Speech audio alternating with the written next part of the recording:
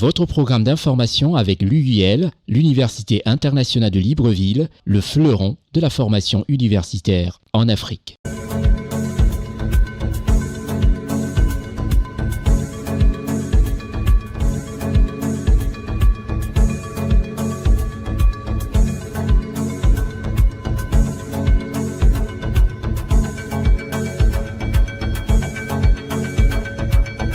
Madame, Monsieur, merci de nous recevoir chez vous. Merci d'être face à votre petit écran pour regarder ce programme hebdomadaire sur votre petit écran, sur CNN Télévision. Et aussi à tous les internautes, je dis merci à tous les internautes qui nous suivent à travers C-Web Info, qui est cette chaîne de télévision exclusivement pour l'instant sur le net, et nous vous remercions d'être de nôtres. Et merci encore une fois de prendre 1 heure de votre temps pour suivre cette compilation d'informations panafricaines vraies. Je suis Constieka. Tout au long de cette émission, on aura le temps de parcourir différents pays africains. Et nous irons au Cameroun, en Afrique centrale, on restera aussi au Gabon. On reviendra en Afrique de l'Ouest pour parler de la Côte d'Ivoire qui bouge énormément, un pays très attractif. On ira au Tchad, au Congo et en Azerbaïdjan pour voir un peu les résultats, enfin, de cette COP29. Nous irons en Guinée-Conakry, voir ce qui se passe de ce côté. Ensuite, on fera un tour du côté du Togo. On vous présentera aussi comme ça la RDC, ce pays dirigé par le président Félix-Antoine Tshisekedi. Bref, une information panafricaine vraie. Restez les nôtres, je suis Constieka. Tout de suite, à l'entame de cette émission, la Côte d'Ivoire tient le haut du pavé. Avec des informations, on a été obligé pratiquement d'en sélectionner certains, mais vous pouvez les regarder toutes ces informations sur CNN ou encore sur C-Web Info. Tous les internautes, tous qui sont aujourd'hui adeptes du numérique. La Côte d'Ivoire, le pays du président Alassane Ouattara, qui est au four et au moulin. Je peux tout simplement rassurer tous qui nous regardent que le président Ouattara a un agenda hyper chargé et il tient un point d'honneur à respecter tous ses engagements. L'inauguration du nouveau siège de la Cour des comptes de la République de Côte d'Ivoire, le 26 novembre 2024, par son Excellence M. Thiemo Komelet Kone, vice-président de la République de Côte d'Ivoire, en présence de plusieurs personnalités politiques, dont le président de l'Assemblée nationale, l'honorable Adama Togo, la présidente du Sénat, la vénérable Kandia Camara, la présidente du Conseil constitutionnel de la République de Côte d'Ivoire, la magistrat hors hiérarchie, Madame Chantal Nanaba Camara, le premier président de la Cour des comptes de France, qui a fait le déplacement pour la Côte d'Ivoire, Monsieur Pierre Moscovici, et de nombreux autres invités qui ont pris part à l'inauguration de ce siège. Un siège dont le bâtiment aux lignes modernes et imposantes, en somme, un symbole pour le grand plaisir des 50 magistrats qui composent l'effectif actuel.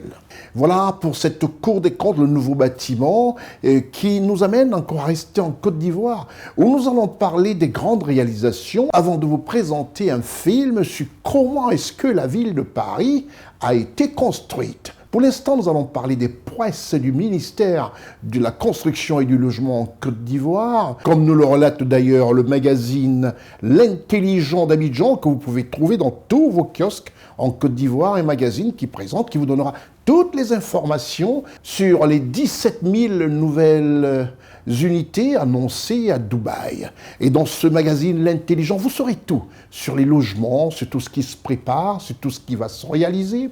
Toujours dans ce magazine L'Intelligent d'Abidjan, vous avez aussi des informations sur Monsieur Charles Kouassi, le DG de la CNPS. Vous connaîtrez tout sur ce qui est désormais appelé la success story de la CNPS de Côte d'Ivoire. Alors je vous invite tous à vous procurer le magazine L'Intelligent d'Abidjan pour savoir exactement ce qui se fera et qui est en train de se faire en Côte d'Ivoire au sujet des logements. 17 000 nouvelles unités annoncées à Dubaï. Tout savoir en lisant et en vous procurant surtout L'Intelligent d'Abidjan, qui est ce magazine qui donne des informations vraies en République de Côte d'Ivoire. Je vous retrouve juste après la réclame. Je vous l'avais annoncé dans une édition précédente, quand vous représentera ce film, il faudrait savoir que nous les Africains, nous sommes toujours très chauds. Nous les Africains, nous sommes toujours très impatients. Alors que pour avoir du bonheur et pour avoir des choses bien, ça passe toujours par des moments un tout petit peu de difficulté, sans heurter les uns et les autres. Il faudrait rassurer aux uns et aux autres que le gouvernement de Côte d'Ivoire pense au bonheur des Ivoiriens. Je vais tout simplement vous rediffuser ce petit film qui vous montre comment Paris a été construit. C'était pas facile. Et aujourd'hui, toute la planète adore Paris. C'est devenu une référence, c'est devenu un lieu touristique.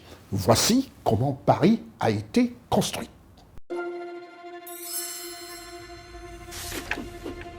Comment les transformations de Paris réalisées par Haussmann reflètent-elles le projet politique et social de Napoléon III ? En 1850, Paris compte 1 million d'habitants. Elle est derrière Londres la deuxième ville la plus peuplée d'Europe. Ses rues sont sombres et étroites, les équipements sanitaires font défaut, des Parisiens sont obligés de recourir à l'eau de la Seine pour boire ou se laver. L'absence d'égouts favorise la propagation des épidémies. Le développement urbain est désordonné. Les entrepreneurs implantent leurs fabriques sans contrôle. Avec l'exode rural, les ouvriers de plus en plus nombreux s'entassent dans de petits logements insalubres. Cette situation ternit encore plus l'image de Paris, considérée depuis la Révolution comme une cité insurrectionnelle. Napoléon III veut assainir et renouveler la capitale. Impressionné par Londres, il veut un Paris moderne, éblouissant et facile à contrôler. La capitale impériale doit être à l'image de sa puissance. Son réaménagement est confié au préfet de la Seine, Georges-Eugène Haussmann. Il prend le contrôle de la ville et annexe une douzaine de communes situées entre le cœur de la cité et les fortifications extérieures. Paris, divisé en 20 arrondissements, compte 40% de superficie et 300 000 habitants en plus. Il perce de larges voies en plein cœur de la capitale afin de permettre une intervention rapide des forces de l'ordre en cas d'émeute. Il procède à la destruction de 25 000 maisons, tandis qu'il encourage la reconstruction de nombreux immeubles. Un réseau d'eau potable et d'assainissement de plusieurs centaines de kilomètres est réalisé, des squares et des parcs sont implantés, et les bois situés en périphérie sont aménagés selon le modèle londonien de la ville aérée. 5 gares, conçues comme les nouveaux temples de l'Empire, structurent la cité nouvelle. Elles donnent sur des avenues aux trottoirs arborés et jalonnés de bancs, de kiosques et de fontaines. Les chaussées sont pavées et bordées d'immeubles de 7 étages construits en série. L'unité architecturale de l'ensemble compose un style nouveau typiquement haussmannien. Grâce aux artères réagencées, les omnibus traversent Paris en 20 minutes. Pour ravitailler une population grandissante, les halles sont reconstruites selon le vœu de l'empereur qui souhaite un parapluie de verre. De nombreux bâtiments sont rénovés ou réhabilités. De nouveaux lieux du pouvoir et de la culture sont édifiés comme le palais de justice et l'Opéra Garnier. Les curieux affluent du monde entier pour voir Paris transformé. Mais les Parisiens endurent les désagréments d'une restructuration colossale. Napoléon III et Haussmann veulent agir vite, sans trop se soucier du patrimoine. Certaines personnalités attachées au Paris médiéval condamnent les destructions massives en rupture avec le passé. D'autres, comme Jules Ferry, critiquent le coût excessif des transformations et dénoncent les opérations immobilières qui profitent aux proches du régime. Voici une cité de 2 millions d'âmes condamnées à la cherté éternelle et à la hausse permanente des loyers. Même si beaucoup d'ouvriers travaillent sur les chantiers, nombre d'entre eux n'ont plus les moyens d'habiter le centre de la ville. Chassés du cœur de la capitale, ils partagent un profond sentiment d'amertume. En raison de ces nombreuses critiques, Haussmann est démis de ses fonctions quelques mois avant la chute de l'Empire. Mais cela n'empêche pas les travaux de se poursuivre jusqu'à la Première Guerre mondiale. À la fin du XIXe siècle, Paris est une ville réinventée. Comme Napoléon III le souhaitait, les travaux du baron Haussmann ont fait entrer dans la capitale la lumière bienfaisante du soleil.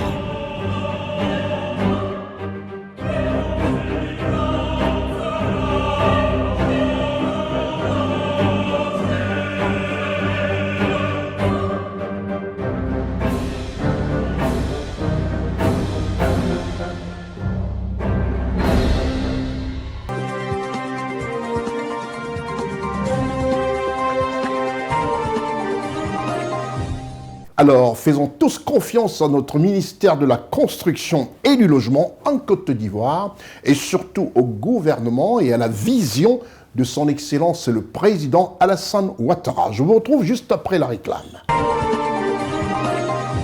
Nous quittons la Côte d'Ivoire pour le Gabon. Le Gabon, le pays de son Excellence, Brice Clotaire Oligui Nguema, qui respecte son cahier de charges, qui respecte aujourd'hui tout ce que le CTRI, c'est-à-dire le groupe qu'il propulse à la magistrature suprême de son pays, avait promis aux Gabonais.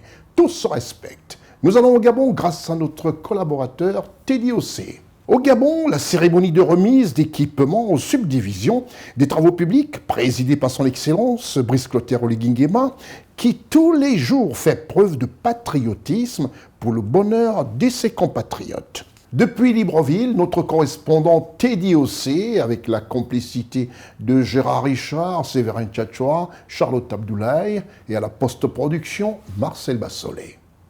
Le chef de l'État gabonais, le général Brice Clotaire Oligui Nguema, est déterminé à offrir aux Gabonais un réseau routier national accessible et circulable en tout temps. Il a remis au ministre des Travaux publics et au ministre de l'Agriculture les clés du matériel d'entretien routier qui permettra aux régies des travaux publics d'être plus efficaces sur le terrain. Il s'agit d'un véritable changement dans le secteur des travaux publics et dans d'autres secteurs d'activité, tels que l'agriculture, né de l'institutionnalisation du Comité pour la transition et la restauration des institutions au pouvoir. Les subdivisions des travaux publics sont restées plus de 10 ans sans acquisition des matériels roulants et des équipements. Les régies des traumatismes publics étaient désossées de leurs engins mécaniques et autres. Les routes départementales et provinciales n'étaient plus entretenues. Suite aux demandes des populations et des usagers de la route, il est nécessaire de restaurer les subdivisions des travaux publics afin d'assurer des entretiens routiers optimaux. Le général Brice Clotaire Oligui Nguema, président de la République du Gabon, avait instruit le gouvernement de la transition à sceller un partenariat Sud-Sud avec l'entreprise Ebomaf, dont les résultats sont aujourd'hui visibles pour le bien des populations gabonaises. Nous avons enfin l'honneur de porter à votre très haute attention, ainsi qu'à celle des populations, le total des 2 livraisons de notre partenaire Ebomaf et qui se compose ainsi qu'il suit. 13 niveleuses Caterpillar, il en reste encore 14. 10 chargeurs Caterpillar, il en reste encore 5. 6 bulldozers Caterpillar, il en reste 9. 12 pelles hydrauliques Caterpillar, dont 10 pelles hydrauliques et 2 pelles Caterpillar, 395, il n'en reste plus sur la commande qu'une seule. 9 porte-chars à 4 essieux, il en reste 5 sur la commande. 53 camions bennes, il en reste 7 sur la commande. 2 camions citernes à eau, 25 Toyota Land Cruiser double cabine.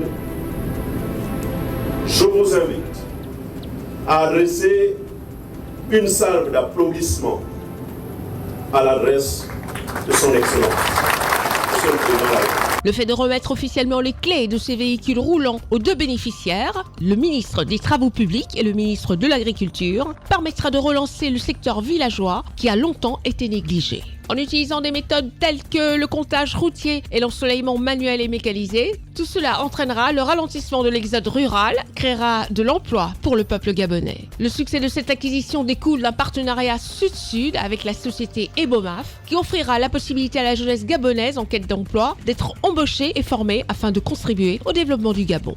Nous sommes dans la construction des routes avec le contournement de Libreville sur le tronçon Andem à Kornam, mais nous sommes aussi sur la route Ntoum-Coco Beach. Féliciter les équipes opérationnelles sur le terrain et les jeunes Gabonais qui ont été recrutés en masse et qui ont fortement appuyé ce travail de progression sur les deux tronçons.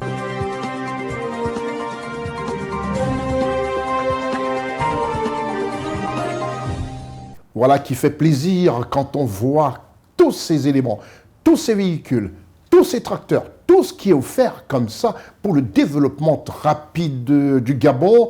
C'est le président Omar Bongo qui doit vraiment se retourner de joie dans sa tombe. C'est le moment de parler aussi de notre partenaire officiel, qui est l'UIL, l'Université internationale de Libreville, qui va fêter son 10e anniversaire très très bientôt. Vous en saurez dans nos prochains numéros. Pour l'instant, c'est notre partenaire officiel, l'Université internationale de Libreville, l'UIL, qui forme des jeunes cadres africains. L'Université internationale de Libreville, reconnue d'utilité publique grâce à son partenariat avec l'État, est un établissement privé d'enseignement supérieur à vocation scientifique et technologique composé, entre autres, de l'École polytechnique de Libreville, de la Faculté de droit et des sciences politiques, de l'Institut international de recherche biomédicale et biotechnologie, de l'Institut supérieur de gestion et d'économie appliquée.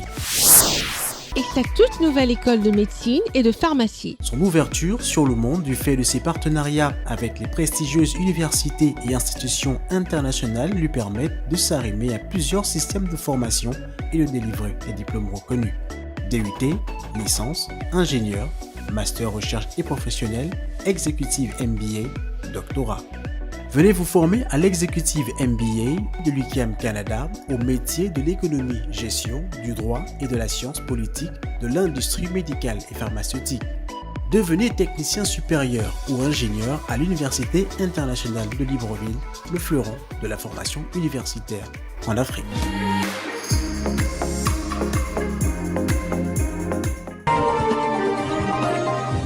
Retour sur notre plateau Constier-Camp Week News, c'est l'information panafricaine vraie qui vous est proposée toutes les semaines et vous pouvez le suivre sur CNN, cette télévision sur laquelle vous êtes, et aussi sur C-Web Info pour tous les internautes. Restez des nôtres.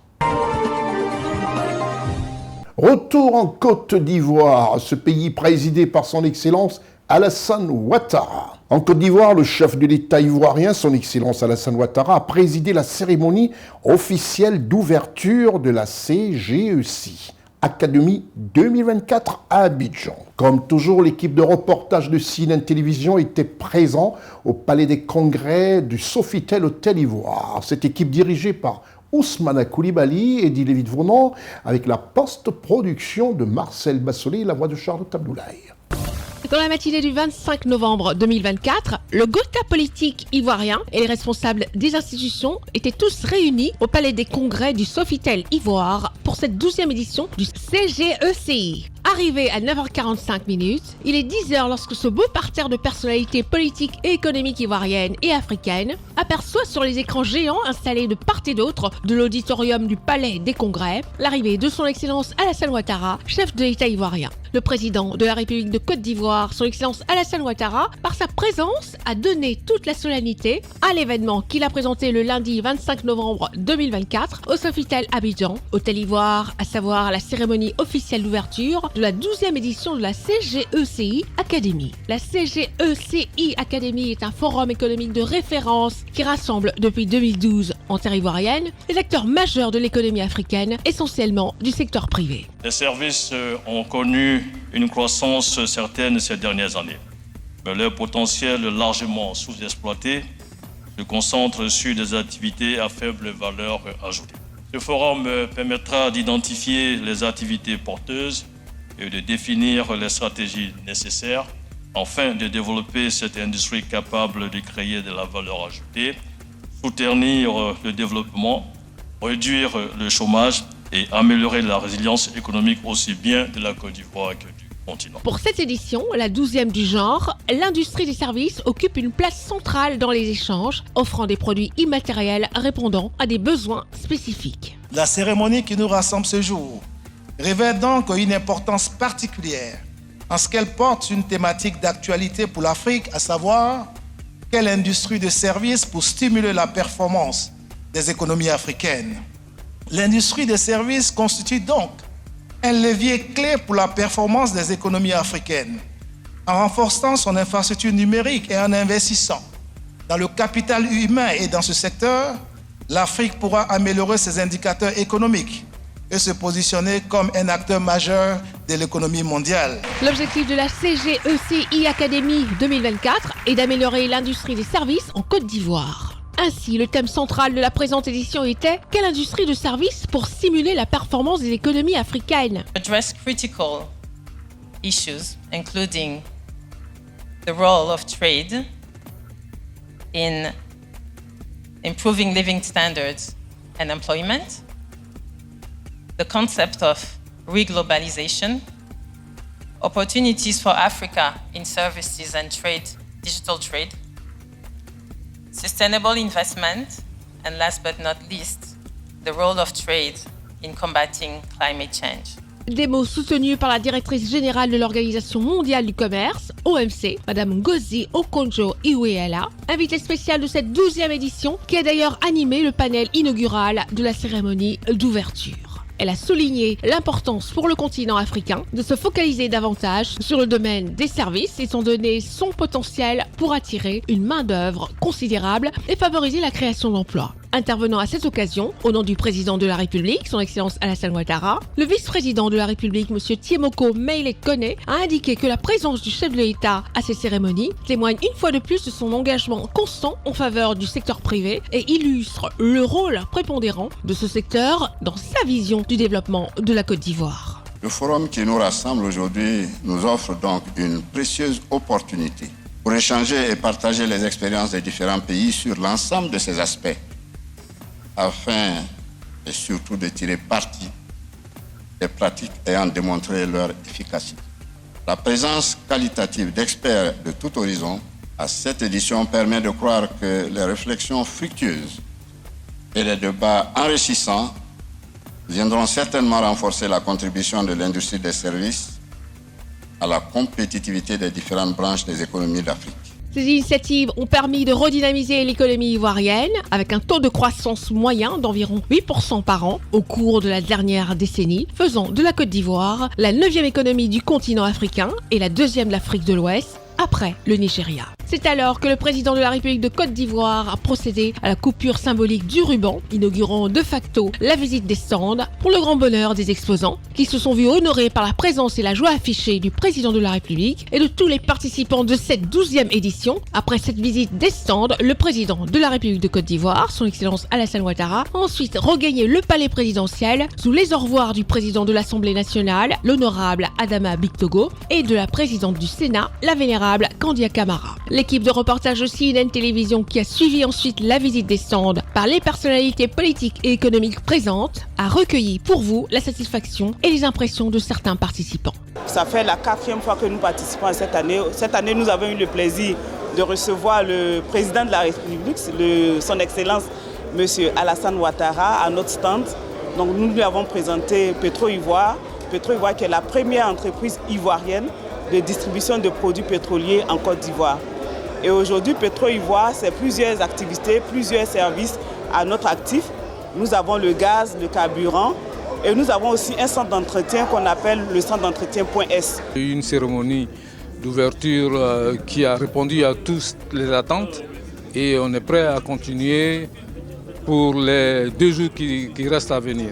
À l'unanimité, on ne peut que dire que nous sommes très honorés, très flattés d'avoir vu la participation du président de la République, du vice-président de la République, de tous les présidents d'institutions. Et c'est un hommage mérité car à sa 12e édition, la CGC Academy ne fait que grandir en notoriété, en qualité et tout en cernant de manière très précise et de manière inclusive les problématiques du secteur privé. Je pense que le président Cissé, qui est le président actuel du patronat ivoirien, a une vision et surtout il a une réelle volonté de développer des champions nationaux. Il s'y emploie et donc je suis extrêmement fière d'avoir participé à cet événement aujourd'hui. Cette cérémonie s'est très bien déroulée, très bien organisée, avec le professionnalisme des organisateurs. On a également apprécié la visite du chef de l'État, qui personnellement a tenu à être là. Et on garde de très bons souvenirs. On espère que cette cérémonie va continuer à bien se dérouler. Vivement la 13e édition pour la nouvelle Côte d'Ivoire en marche.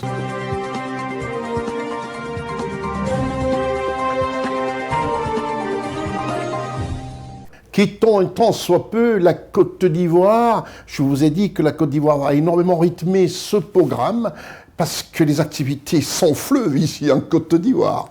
Nous quittons la Côte d'Ivoire pour la Guinée-Conakry, présidée par Mamadi Doumbouya. C'est le président de la République de la Guinée-Conakry. En Guinée-Conakry, le général Amara Camara, ministre secrétaire général de la présidence de la République de Guinée-Conakry, a effectué une visite de travail sur le site Beila. Richard Gozo, Séverin Tchatchoua, Charlotte Abdoulaye, avec la post-production de Marcel Basselet, nous en font un écho exact. Le ministre secrétaire général de la présidence, le général Amara, accompagné de 5 ministres, s'est rendu à la base vie de Rio Tinto, à Moribadou, où ils ont pris l'hélicoptère pour se rendre sur les sites de Beila et Kerouané, au cœur du corridor du méga-projet Simandou. Le général Amara Camara a effectué une visite approfondie des infrastructures déjà réalisées, ainsi que celles en cours de réalisation, dans le cadre de ce projet stratégique. Accompagné des responsables de Rio Tinto, l'un des principaux acteurs du projet, il a pu échanger sur l'avancée des travaux, la qualité des infrastructures mises en place et les prochaines étapes du chantier. Lors de cette visite, le ministre secrétaire général de la présidence a souligné l'importance du projet Simandou, véritable moteur du programme Simandou 2040. Ce projet constitue une vision ambitieuse et hautement stratégique pour le développement socio-économique durable et responsable de la Guinée pour les 15 prochaines années. En tant que vision stratégique, Simandou 2040 a pour objectif de renforcer l'économie nationale, créer des emplois, améliorer les infrastructures et offrir des opportunités à l'ensemble du pays. Conformément à la vision du chef de l'État, il a voulu faire de la matérialisation concrète du projet Simandou une réalité. Et il a donc mis en place un comité stratégique. Et en marge de notre tournée, nous sommes arrivés ce matin et l'occasion nous a été donnée. Un briefing a été fait à l'équipe. Ensuite, nous avons effectué une visite aérienne sur l'ensemble des blocs 1, 2, 3 et 4. Et nous avons pu voir l'état d'avancée des travaux. Et globalement, très satisfaisant. Et conformément aux échanges que nous avons eus, nous avons bon espoir que le délai contractuel du dernier trimestre de l'année 2025 sera atteint. Le projet Simandou, tel que c'était conformément à la vision Simandou, les acteurs ont été mis en contribution pour se retrouver autour de la table pour remettre les cartes à plat et définir le rôle et la participation de chacun. Donc il a été question de faire venir l'État dans le projet à hauteur de 15%. Et le partenaire Rio Tinto Simfer également occupe une bonne partie du projet. Et aussi WCS et son partenaire BAO. Et l'ensemble a donné le projet CTG. Donc en voyant Simandou dans sa globalité, c'est 4 composantes. La première composante, c'est le port qui est la propriété de la CTG. Également, il y a les rails, aussi une propriété de la CTG. Mais il y a les mines. Les mines, dans cette composante, il y a l'État et les partenaires industriels avec une teneur de près de 65%. Mais également l'acierie pour permettre la transformation du fer localement. Et cela permet aussi de donner un aperçu sur les opportunités que ça peut créer à la population guinéenne globalement. 3 priorités et 3 choses que ça va permettre de faire. Ça va créer des emplois pour les Guinéens de façon globale, mais aussi donner des opportunités de business pour nos entreprises. Mais l'aspect le plus important, c'est le transfert de compétences et de technologies. Donc, voyant que le projet est en train de prendre forme, et vu sa dimension et les ressources que ça va générer, il a été également pensé par le chef de l'État de faire en sorte de pouvoir absorber au mieux les retombées du projet Simandou. Donc un plan de développement de la Guinée sur les 15 prochaines années à partir de 2025 a été initié. Le programme il s'appelle le Simandou 2040. Ce programme est bâti sur 5 piliers essentiels. Le premier, c'est celui qui touche tout ce qui est agriculture et l'industrie alimentaire, mais le commerce.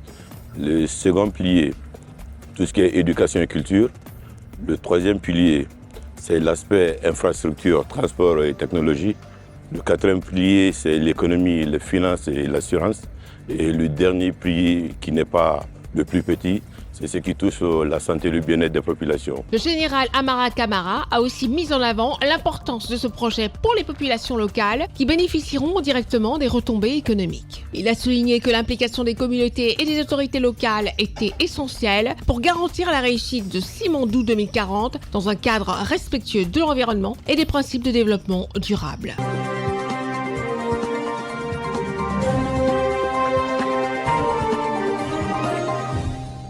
Je parlais à l'instant d'Azerbaïdjan où s'est tenue la dernière COP29 avant celle de décembre, et cette dernière COP29 ne s'est pas du tout passée pour le bon goût des Africains. Les Africains ne sont pas contents. L'offre des pays riches considérés comme les plus grands pollueurs de la planète a été rejetée par les pays africains lors de la COP29. Sur le trillion de dollars annuels attendus, seuls 250 milliards de dollars par an, en plus étalé jusqu'en 2035, a été voté et décidé par ces pays qui sont considérés comme les plus grands pollueurs de la planète. Et l'Afrique, le plus grand réservoir qui pallie complètement à cette pollution. Mais l'Afrique est totalement déçue. Elle s'attendait à un trillion de dollars, de millions de dollars américains, et ce n'est que 250 milliards qui leur est proposé. Les Africains sont très fâchés. Direction Azerbaïdjan, grâce à Gérard Chargozo, Charlotte Abdoulaye, Séverin Tchatchoua et Marcel Bassolé.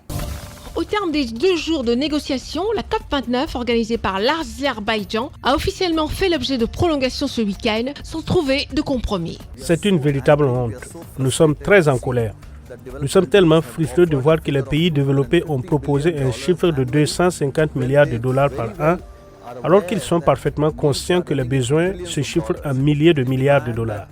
La demande des pays en développement s'élève à 1,3 trillion de dollars par an et les gens souffrent sur le terrain, mais les pays développés ont proposé une somme aussi dérisoire. Le budget annuel de 250 milliards de dollars à atteindre d'ici 2035 est nettement inférieur à la demande des pays en développement. Il sollicite des pays riches de dépenser entre 500 et 1300 milliards de dollars par an afin de les soutenir dans leur transition vers les énergies fossiles et leur adaptation face au changement climatique. Il est crucial pour nous de ne pas prendre de retard sur les textes de Dubaï concernant l'élimination progressive des combustibles fossiles. La réduction des émissions de gaz à effet de serre doit rester une priorité absolue et permanente lors de toutes les conférences sur le climat. Les militants écologiques n'acceptent pas un accord automatique. Un accord n'a de valeur que s'il apporte quelque chose au peuple du monde. S'il s'agit d'un accord simplement pour le plaisir d'un accord, nous disons rejetons-le. L'absence d'un accord vaut mieux qu'un accord. Un mauvais accord est mortel pour les gens et la planète. En attendant un accord, la somme de 250 milliards représentera 2,5 fois l'engagement annuel de 100 milliards de dollars par an. Cette somme est principalement provenant de l'argent public, mais les pays riches souhaitent augmenter à l'avenir la contribution du secteur non public. Si le montant annoncé sera augmenté, il reste à déterminer.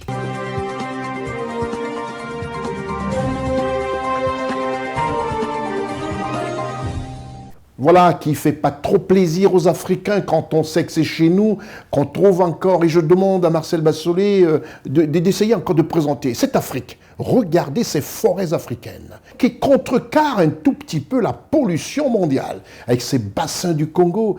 Quand on voit comment les Africains sont relégués au rang des moins que rien, alors qu'ils s'attendaient à une véritable cagnotte pour pouvoir pallier à ce phénomène climatique, on peut tout simplement continuer à demander à nos dirigeants, à ceux qui nous représentent dans ces différents sommets, dans ces différentes COP, de persévérer. Restez les nôtres, on se retrouve juste après la réclame. Nous quittons Azerbaïdjan pour le Tchad. Le Tchad, pays dirigé par le président Mahamat Idriss Déby Itno. Il est très important dans cette émission de toujours rappeler qui sont ceux qui dirigent nos États. Parce que nous parlons à la planète. Sur CNN et sur C-Web Info, nous parlons au monde entier. Nous ne parlons pas qu'à nos pays. Et il faut bien connaître qui sont ceux qui nous dirigent, connaître ce que font nos pays. Nous allons en N'Djamena au Tchad. Un représentant du président émirati a été reçu par le président de la République tchadienne, son Excellence Mahamat Idriss Déby Itno, au palais présidentiel tchadien. Écho, images et son, Gérard Chargozo, Séverin Tchatchoua, Charlotte Abdoulaye, Marcel Bassolé. Le président de la République du Tchad, son Excellence Mahamat Idriss Déby Itno, a reçu une délégation émiratie conduite par le secrétaire d'État aux Affaires étrangères, chargé des affaires africaines, M. Sheikh Shakhbout bin Nahyan Al Nahyan. Il a transmis un message du président des Émirats Arabes Unis, son Altesse Sheikh Mohammed bin Zayed Al Nahyan, au chef de l'État, son Excellence Mahamat Idriss Déby Itno. À la tête d'une forte délégation, le secrétaire d'État aux Affaires étrangères, chargé des questions africaines, M. Cheikh Chagbout bin Nahyan Al Nahyan, boucle par N'Djamena une longue tournée africaine qu'il a conduit dans plusieurs pays. Le déplacement de N'Djamena s'inscrit dans le cadre du renforcement de la coopération bilatérale. Une coopération qui couvre un large éventail de domaines vitaux, notamment le commerce, la santé, l'énergie, les infrastructures, l'enseignement supérieur, l'environnement, la sécurité et le secteur humanitaire. La constance des échanges au sommet entre son Altesse Cheikh Mohammed bin Zayed Al Nahyan et le chef de l'État, son Excellence Mahamat Idriss Déby Itno, témoigne de la vitalité des relations entre le Tchad et les Émirats Arabes Unis, deux pays amis et frères. Il est à rappeler que les Émirats Arabes Unis sont le deuxième partenaire du Tchad en matière d'échanges commerciaux après la Chine. Sur ce point précis, le chef de l'État a plaidé pour un allègement des procédures d'obtention de visa en faveur des commerçants tchadiens qui font l'objet de tracasseries via les agences, étant donné que le visa émirati ne se délivre pas sur place à N'Djamena. Outre le message de son président, son Altesse Cheikh Mohammed bin Zayed Al Nahyan, dont il est porteur, le secrétaire d'État émirati aux Affaires étrangères, chargé des questions africaines, et le président de la République du Tchad, son Excellence Mahamat Idriss Déby Itno, ont fait le tour d'horizon d'autres questions d'intérêt commun dans la dynamique du renforcement de la coopération bilatérale.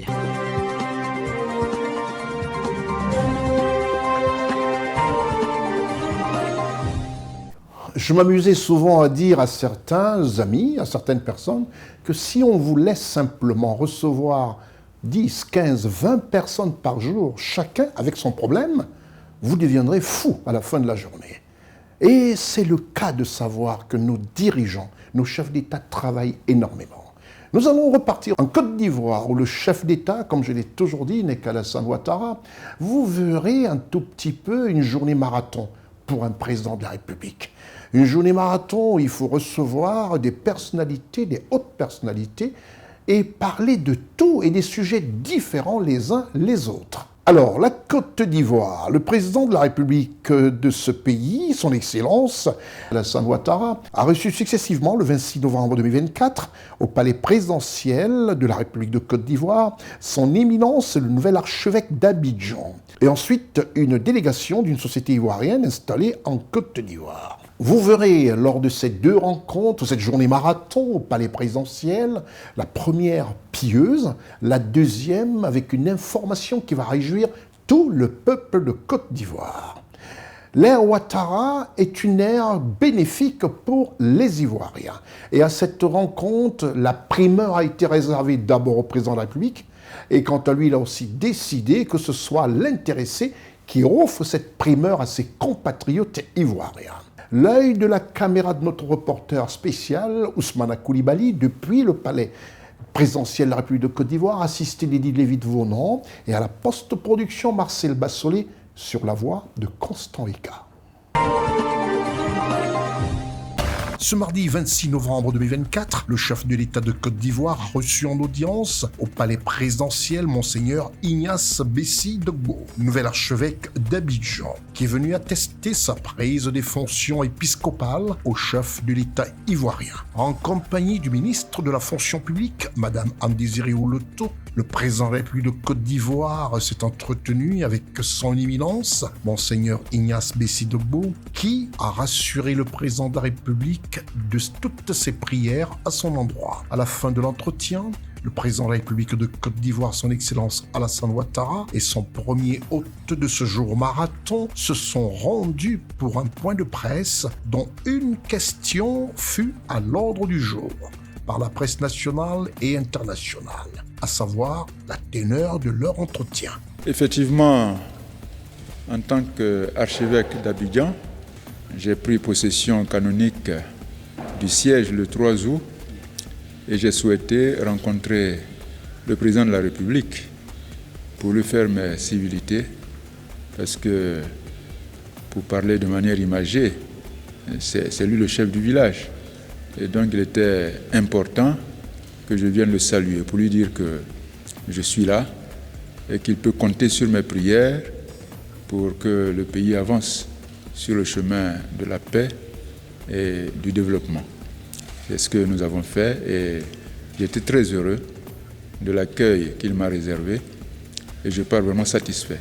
C'est alors que son Excellence Alassane Ouattara, président de la République de Côte d'Ivoire, a raccompagné son éminence jusqu'au perron du palais présidentiel de la République de Côte d'Ivoire dans la pure tradition du respect des guides religieux. S'en est suivi à 13h de l'audience accordée à la délégation du groupe Endeavour Mining, conduite par son président-directeur général, M. Yann Coqueril. Après les traditionnelles salutations du directeur du cabinet présidentiel, M. Fidel Sarasoro, en présence du ministre Mamadou Sangafoa Coulibaly, ministre des Mines, de l'Énergie et du Pétrole, c'est alors que le président de la République a fait son entrée dans cette salle où il a accordé une audience placée sous l'égide d'une annonce dont la primeur était réservée au président de la République de Côte d'Ivoire, son Excellence Alassane Ouattara, qui, dans un large sourire à l'endroit du président directeur général et de son ministre Mamadou Sangafoa Coulibaly, ministre des Mines et de l'Énergie, dont le sourire était celui à partager avec ses compatriotes et dont il a laissé son hôte le faire face aux caméras de télévision nationale et internationale. CNN vous offre cette autre annonce de très grande réjouissance pour le peuple de Côte d'Ivoire. Il a une très bonne nouvelle à nous annoncer, donc je tiens à ce qu'il le fasse lui-même. Monsieur le Président, vous avez la parole. Merci, Monsieur le Président. Le directeur général de Endeavour est très heureux et honoré d'être reçu par le président de la République parce qu'il voulait lui annoncer en primeur une très bonne nouvelle du groupe Endeavour qui est présent en Côte d'Ivoire et qui va réaliser son 4e investissement. Donc, qui a déjà 3 investissements ici. Le 4e investissement avec la mine de Tanda, donc Tanda-Iguela, qui va en principe produire son premier lingot d'or à la mi-2028. Donc c'est un projet de classe mondiale qui éventuellement va générer plus de 4000 emplois directs et indirects et qui produira environ 11 tonnes d'or par année. Un projet qui va produire sur toute la durée de la vie d'environ 150 tonnes d'or avec un investissement d'environ 530 milliards de francs CFA. Une photo de famille a immortalisé l'annonce de ce gisement minier dont le projet va générer plus de 4000 emplois, non sans compter sur une note d'humour de son Excellence Alassane Ouattara. On attend qu'ils viennent découvrir la 5e mission. C'est alors que le président de la République de Côte d'Ivoire a pris congé de ses hôtes.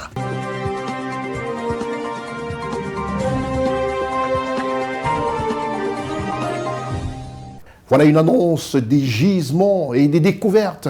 4e gisement d'or. Et de l'or, il y en aura. Et de l'argent pour tout le monde, un bonheur pour tous. Nous allons au Togo, juste après la réclame.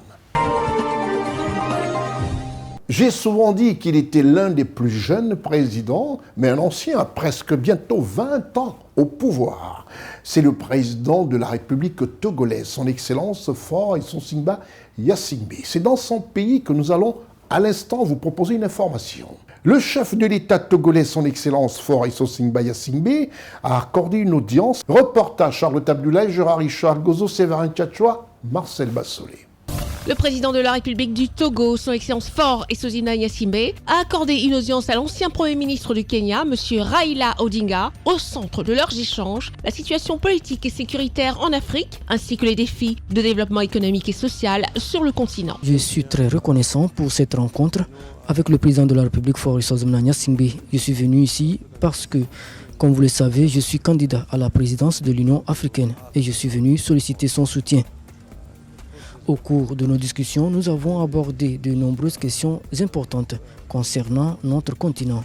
Les infrastructures, le commerce intra-africain, le changement climatique, les transports et la facilitation des visas, ainsi que les questions culturelles à travers le continent. Nous avons déjà travaillé ensemble avec le président en tant que champion du MUTA. Nous avons collaboré étroitement pour développer les réseaux de transport sur le continent et garantir la libre circulation des personnes. Nous pensons qu'il est possible d'offrir des opportunités à ces jeunes pour qu'ils contribuent au développement, en particulier dans les domaines comme l'intelligence artificielle et les TIC. Il est également crucial de s'assurer que l'Afrique reçoive une compensation équitable pour les impacts du changement climatique. En outre, la valorisation des matières premières sur le continent est essentielle pour créer les emplois et favoriser la croissance économique. Le président est également engagé à résoudre les problèmes d'insécurité dans les régions concernées. Monsieur Raila Odinga a saisi l'occasion pour solliciter l'appui du Togo pour sa candidature à la présidence de la Commission de l'Union africaine, l'un des principaux organes de l'instance continentale.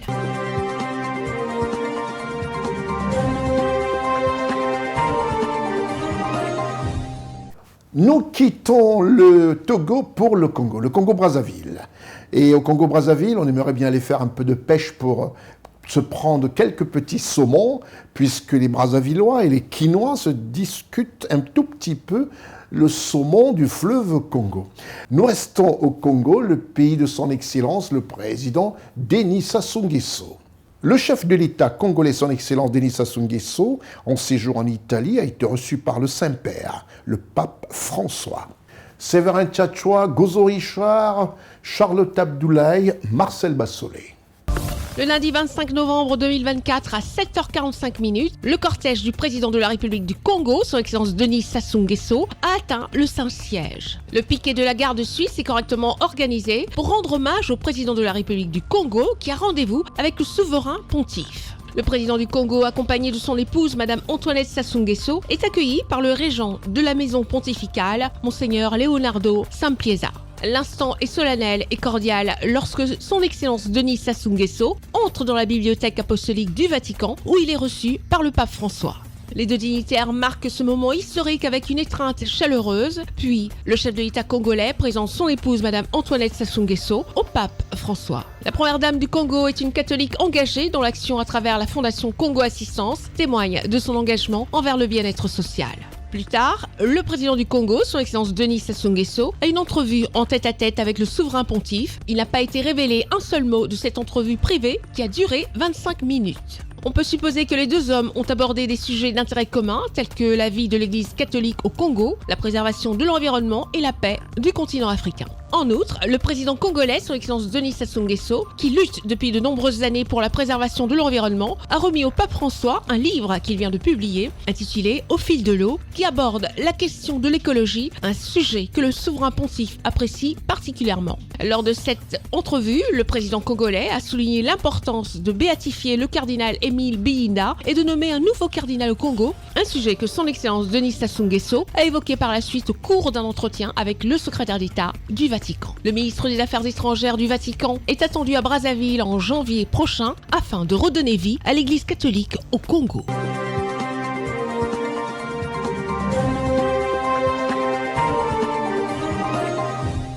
Nous quittons l'Italie dans cette information qui fait plaisir à tous les Congolais, à tous ceux de la diaspora qui nous regardent sur C-Web Info, depuis leur petit smartphone, et ceux qui sont sur CNN. Nous quittons l'Italie où a séjourné le président de la République congolaise pour la Côte d'Ivoire. Comme je vous l'ai dit, la Côte d'Ivoire va énormément rythmer ce programme, c'est le cas. Et en Côte d'Ivoire, il ne se passe pas une minute sans qu'il y ait un événement. Il ne se passe pas une journée sans qu'il y ait un gros événement diplomatique. En Côte d'Ivoire, l'Assemblée générale de l'Internationale des transports aériens francophones s'est tenue à Abidjan. Plus de 90 représentants et 22 compagnies aériennes membres de cette association. Reportage Ousmane Koulibaly, Lévite Eddy Vonan, Marcel Bassolé, Charlotte Abdoulaye. La capitale économique ivoirienne, Abidjan, a abrité du 22 au 24 novembre les travaux de la 130e Assemblée générale de l'Association internationale des transporteurs francophones, ATAF, au Sofitel Hôtel Ivoire, situé dans la commune de Cocody. L'objectif était de discuter des chaînes d'approvisionnement aéronautique. Plus de 90 représentants des 22 compagnies aériennes membres de l'Association internationale des transporteurs aériens francophones, ainsi que 19 membres partenaires et associés, se sont rassemblés à Abidjan pour discuter de l'actualité du transport aérien mondial, organiser un zoom sur l'Afrique, les Antilles et l'océan Indien, ainsi que d'évaluer les stratégies financières des compagnies membres de l'ATAF. Le général Abdoulaye Koulibaly, président de l'Association internationale des transporteurs aériens francophones, par ailleurs PCA de Air Côte d'Ivoire, a exprimé sa gratitude envers ses hôtes pour avoir choisi sa compagnie comme organisatrice de la 130e Assemblée générale de l'ATAF. Le ministre de l'Intérieur et de la Sécurité, le général Wagondo Diomandé, représentant le ministre des Transports, a présenté les avancées accomplies par la Côte d'Ivoire au cours des dernières années, se justifiant pourquoi les organisateurs ont choisi la Côte d'Ivoire. La contribution du transport aérien dans l'économie, bien évidemment, n'est plus à démontrer. Au plan mondial, il est un employeur majeur qui revendique aujourd'hui plus de 87,7 millions d'emplois, avec 11,300 millions d'emplois directs. L'aviation participe également à hauteur de 3,5 milliards de dollars au PIB mondial. À l'échelle africaine, l'aviation civile joue un rôle de plus en plus crucial dans l'intégration économique et la connectivité du continent. En facilitant les déplacements et les échanges commerciaux, elle facilite significativement la croissance économique et la cohésion sociale. C'est donc à juste titre que le gouvernement ivoirien, qui a inscrit le transport aérien au cœur de sa stratégie de développement, prend une part active aux initiatives tant au niveau de l'OACI qu'au plan continental visant à améliorer de façon significative l'environnement économique et réglementaire de ce secteur d'activité. L'adoption par les ministres des Transports de la CEDEAO d'une stratégie régionale visant à supprimer les taxes et à réduire les dépenses aéroportuaires de 25% à l'horizon 1er janvier 2026. Selon IATA, le transport aérien devrait battre encore des records de chiffre d'affaires cette année à 996 milliards de dollars américains. Cette estimation qui confirme la reprise rapide du secteur après la Covid-19 n'est pas sans incidence sur les acteurs de l'industrie des transports. Je déclare, si j'en ai la permission, ouvert les travaux de la 130e Assemblée générale de l'Association des transporteurs aériens francophones. Créée en 1950 et anciennement Association des transporteurs aériens francophones, elle est devenue l'Association internationale des transporteurs aériens après l'accession à l'indépendance des pays africains. C'est une association de transporteurs aériens favorisant le dialogue, l'échange d'informations et de technologies entre les grands acteurs économiques du transport aérien et les secteurs connexes.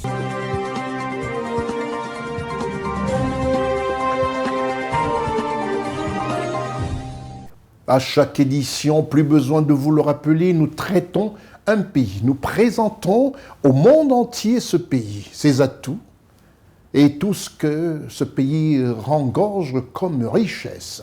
Et dans cette édition, place à la RDC, le pays présidé par son Excellence Félix Antoine Tshisekedi Tshilombo.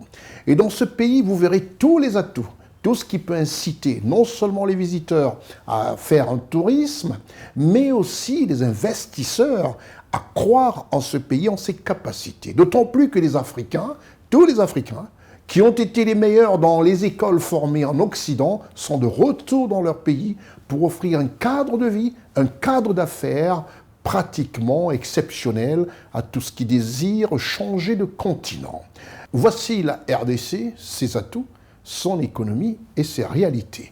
Reportage Constant Rica, Marcel Bassolé. La République démocratique du Congo, aussi appelée plus simplement RD Congo, de manière informelle Congo-Kinshasa, en sigle RDC, est un pays d'Afrique centrale. C'est le 4e pays le plus peuplé d'Afrique, ainsi que le pays francophone le plus peuplé. La RDC est le 2e plus vaste pays d'Afrique après l'Algérie. Il s'étend de l'océan Atlantique au plateau de l'Est et correspond à la majeure partie du bassin du fleuve Congo. Véritable colonne vertébrale du pays, grand comme 4 fois la France, 80 fois la Belgique, 1,5 fois plus grand que le Québec au Canada, ou encore grand comme la partie des États-Unis située à l'est du Mississippi. C'est le 11e État du monde par sa taille, avec ses 2 345 410 km². Le nord du pays est un des plus grands domaines de forêt équatoriale au monde. L'est du pays borde le Grand Rift est-africain, domaine des montagnes, des collines, des grands lacs mais aussi des volcans. Le sud et le centre, domaine des savanes arborées, forment un haut plateau riche en minerais. À l'extrême ouest s'étale une côte sur l'océan Atlantique. Le pays partage ses frontières avec l'enclave de Cabinda Angola à l'ouest-sud-ouest, la République du Congo à l'ouest, la République centrafricaine au nord, le Soudan du Sud au nord-est, l'Ouganda à l'est-nord-est, le Rwanda et le Burundi à l'est, la Tanzanie à l'est-sud-est, la Zambie au sud-sud-est et l'Angola au sud-ouest. La RDC est membre de l'Organisation internationale de la francophonie, en sigle l'OIF, depuis 1977. Cependant, le pays demeure instable et voit depuis 2016 ressurgir plusieurs milices. Plusieurs centaines d'ethnies forment la population du pays. Le français est la langue officielle ainsi que 4 langues bantoues, à savoir le Lingala, le Kikongo Yaleta, aussi appelé Kikongo, en dehors du Congo central, le Swahili et le Chiluba ont le statut de langue nationale. L'économie repose principalement sur le secteur primaire, agriculture et exploitation minière. Le fleuve Congo donne au pays son seul accès à l'océan Atlantique, dont la ville portuaire de Banana. C'est un étroit corridor sur la rive droite du fleuve traversant le territoire de l'Angola, qui dispose de la rive gauche et dont il crée une petite exclave sur la côte atlantique entre le nord du fleuve et la frontière de l'enclave angolaise du Cabinda. En raison de sa grande superficie, de sa localisation au centre de l'Afrique, de ses énormes richesses naturelles et de son importante population, la République démocratique du Congo est l'un des géants de l'Afrique. Elle est traversée par l'équateur et comprend 3 climats, le climat équatorial, le climat tropical et le climat de montagne. Les principaux lacs de la République démocratique du Congo sont généralement repartis en 3 groupes. Les lacs de plateau, à savoir le Moero, le Tsangalele, l'Upemba et le Del commune. Les lacs résiduels, à savoir le Tumba, Maïndombe, et les lacs de montagne, le Tanganyika, le Kivu, l'Édouard et Albert. La République démocratique du Congo possède une importante diversité floristique et faunique. On y trouve de nombreuses espèces de mammifères, dont les espèces au territoire restreint, telles que le gorille des montagnes, le gorille de plaine, le bonobo ou chimpanzé nain, le capi, le rhinocéros blanc du Nord, le pan du Congo. Le pays compte également de nombreuses espèces d'oiseaux, de batraciens et de reptiles. La faune étiologique est représentée par une quarantaine de familles de poissons, regroupant environ 1000 espèces, dont environ 80% vivent dans le système fluvial et le reste dans les lacs de l'Est. La République démocratique du Congo, en sigle RDC, couvre à elle seule 62% des forêts du bassin du Congo. Reconnu comme l'un des grands poumons de la planète, ce bassin fait régulièrement l'objet des sommets internationaux plaidant pour sa préservation. L'économie est essentiellement agricole, 70% des actifs ou tournés vers l'exportation. Les minerais sont de grandes ressources. L'économie a été gravement frappée par la corruption et la mauvaise gestion depuis 1977. Ce qui explique le fort taux de contrebande, l'exportation illicite et activités minières clandestines. L'économie a été ravagée par la guerre de 1997 à 2005, soit 5 millions de morts. Le plus gros partenaire commercial est depuis 2010 la Chine, en importation, exportation et crédit. La majeure partie de la population reste alors active dans l'agriculture, bien que les terres cultivées ne représentent que 3% du territoire. La République démocratique du Congo, en sigle RDC, possède un important potentiel de ressources naturelles et minérales. L'agriculture reste le principal secteur de l'économie. Les principales ressources agricoles sont le café, le bois et ses essences, à savoir la fromosia, l'ébène, le wenge, l'iroko, le sapeli, le cyprotiama, le tola, le kambala, l'ikafi et le caoutchouc. La RDC se lance dans la mise en place de zones économiques spéciales pour encourager la renaissance de son industrie. Première industrie dans la commune quinoise de Nzélé et sera consacrée aux agro-industries. La deuxième industrie consacrée aux industries minières dans le Katanga et la troisième industrie consacrée aux cimenteries dans le Bas-Congo. Le Congo détient des minerais tels le diamant, l'or, le cuivre, l'étain, le colombite, tantalite, coltan, le bauxite, le fer, le manganèse, le charbon, le pétrole, le gaz, le méthane, le schiste bitumeux. Le colbate du Katanga, avec une production annuelle d'environ 90 000 tonnes selon les sources de 2019. La RDC représente plus de la moitié de la production mondiale de colbate. Le pays ne compte pas seulement une industrie minière, les grandes villes comptent aussi des industries alimentaires et textiles. La République du Congo est l'un des pays les plus pauvres du monde. Une grande partie de sa population vit en dessous du seuil de pauvreté et fait face à des inégalités très marquées malgré ses multiples et diverses richesses. L'indice de développement humain, en sigle IDH, de la République démocratique du Congo est extrêmement bas et il a été classé en 2021 au 179 rang mondial sur 191 pays par le Programme des Nations Unies pour le développement et se situe entre le Libéria et l'Afghanistan. En 2002, 80% de la population vivait au-dessous du seuil de pauvreté, fixé à $2 par jour. Et en 2013, c'est 87,7% de la population qui vit en dessous du seuil de pauvreté, fixé à $1,25 par jour. Près de 44% des femmes et environ 22% des hommes n'ont aucun revenu. Les disparités régionales sont très fortes. Les populations de l'Est du pays vivaient en moyenne avec $32 par an et par habitant, alors que celles du Sud disposaient de $138 et celles de la province de Kinshasa de $323, 10 fois plus qu'à l'Est. Au total, 16 millions de personnes sont en situation d'insécurité alimentaire. Le taux de scolarisation a fortement progressé depuis la fin de la guerre civile en 2002. Le nombre d'enfants inscrits dans les écoles primaires est passé de 5,5 millions en 2002 à 16,8 millions en 2018. Et celui des enfants et adolescents inscrits dans les écoles secondaires est passé de 2,8 millions en 2007 à 4,6 millions en 2015 d'après l'UNESCO. En 2014, d'après une enquête EDS, en sigle, menée sur tout le territoire national, c'est 82,4% des enfants âgés de 6 à 11 ans qui fréquentaient effectivement l'école. 83,4% pour les garçons et 80,6% pour les filles.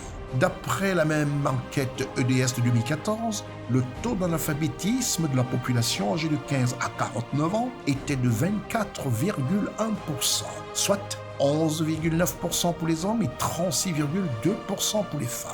Les plus grandes agglomérations de la République du Congo en sigle RDC sont Kinshasa, Lubumbashi, Mbuji-Mayi, Kananga, Kisangani et Bukavu. La population est caractérisée par sa grande jeunesse. 60% des habitants ont moins de 20 ans. L'âge médian est de 17 ans. Environ 40 000 enfants travaillent sans protection et dans des conditions extrêmes de pénibilité dans le secteur informel des mines de cuivre et colbate.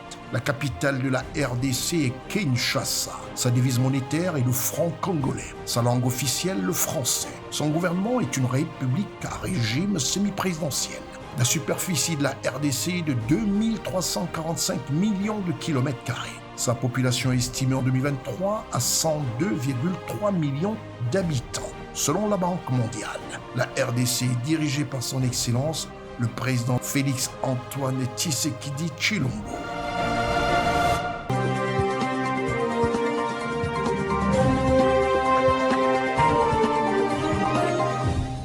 Après ce reportage sur la RDC, la République démocratique du Congo, retour en Côte d'Ivoire. En Côte d'Ivoire, comme je vous l'ai dit, il ne se passe pas un moment sans qu'il y ait quelque chose qui fait plaisir à ceux qui ont les loupes rivées sur le continent africain et de voir un peu quels sont les pays attractifs. En Côte d'Ivoire, le parc des expositions d'Abidjan, situé dans la commune de Port-Bouët, a abrité le Salon international des ressources extractives et énergétiques, en sigle CIREX. La cérémonie solennelle d'ouverture du 27 novembre 2024 a été présidée par son Excellence M. Alassane Ouattara, chef de l'État ivoirien.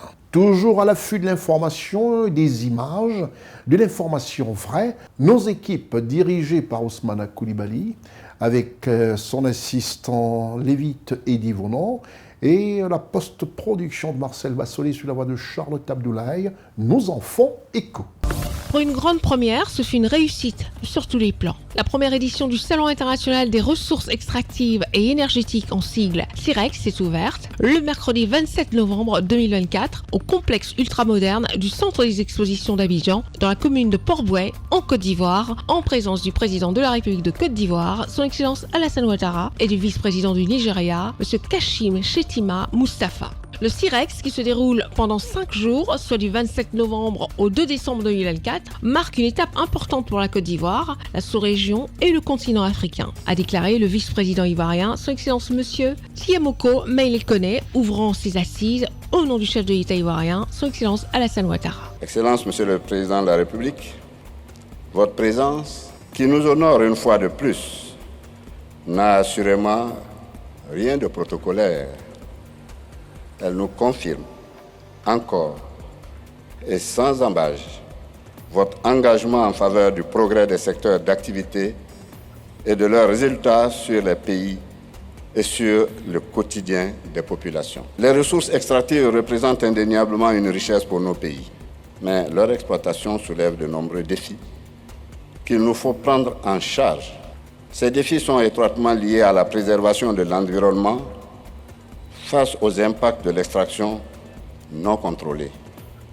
Il devient également urgent pour l'Afrique de répondre aux attentes croissantes en matière de transformation locale des ressources extractives et de développement des services connexes, afin de maximiser leur valeur ajoutée et de créer des emplois pour les populations et surtout les jeunes.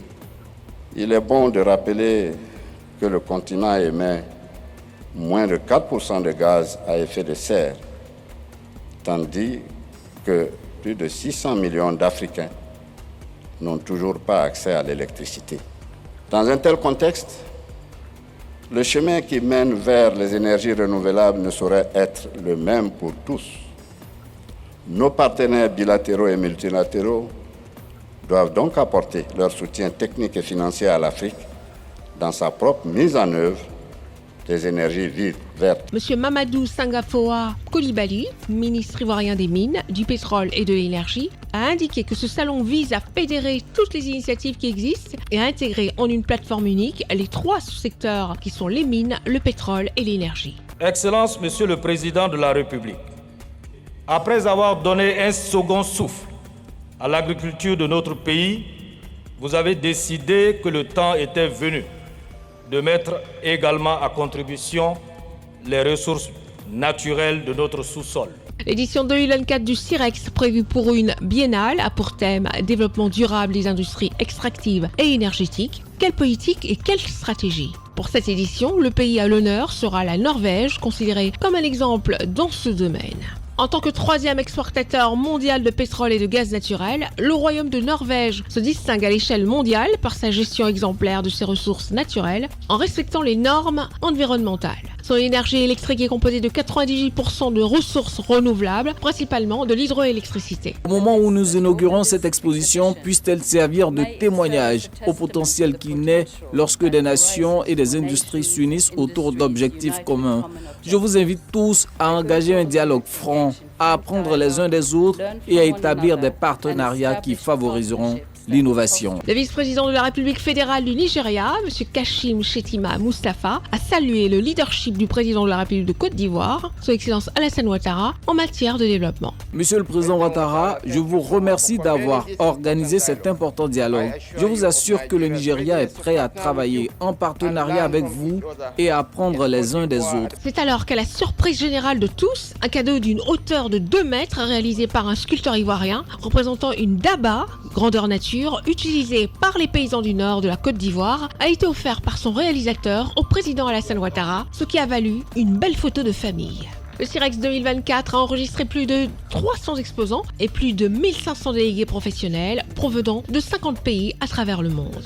Ce salon se déroulera sur une période de 6 jours avec plusieurs conférences et panels dans la capitale économique de la Côte d'Ivoire. Les acteurs privés ont la possibilité de découvrir le potentiel régional et les dernières avancées technologiques lors de ce rendez-vous qui se déroule au Parc des Expositions d'Abidjan et de développer des partenariats qui pourraient avoir un impact sur leurs entreprises et leur pays. L'équipe de CNN, la télévision Autrement, a recueilli pour vous auprès des participants leurs impressions et la plupart n'ont pas tari d'éloges à l'égard du développement vertigineux de la Côte d'Ivoire et de l'organisation exemplaire de cette première édition du CIREX 2024. On invite vraiment les investisseurs à venir en Côte d'Ivoire, à venir investir et à aider l'État à rendre la vie des populations meilleure. La Côte d'Ivoire amorce un nouveau cap une nouvelle orientation qui est fondée sur la politique du gouvernement et qui met l'accent sur l'intégration des 3 secteurs majeurs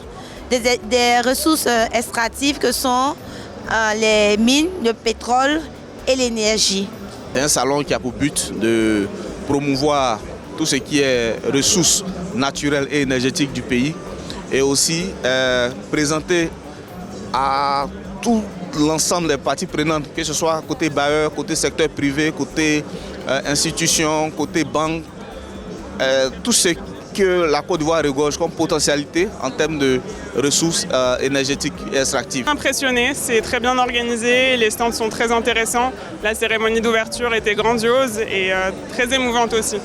Donc vraiment un bel événement, ça fait rayonner la Côte d'Ivoire. Mais c'est vraiment des sentiments vraiment de joie, de voir que déjà la cérémonie d'ouverture s'est très bien passée et cela augure que ce salon connaîtra le succès qu'on entend.